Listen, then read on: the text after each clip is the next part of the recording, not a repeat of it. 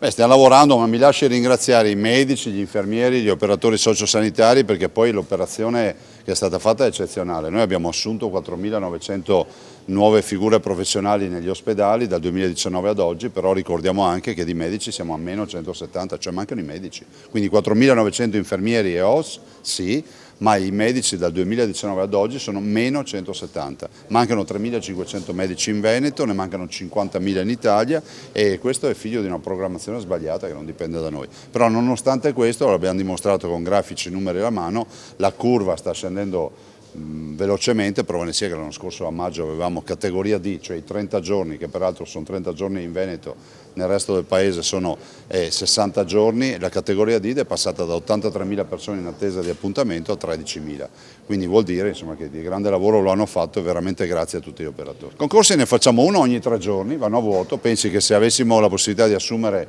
dermatologi nelle visite programmate, quelle 60-90 giorni, non avremo più 10.000 persone ancora in attesa.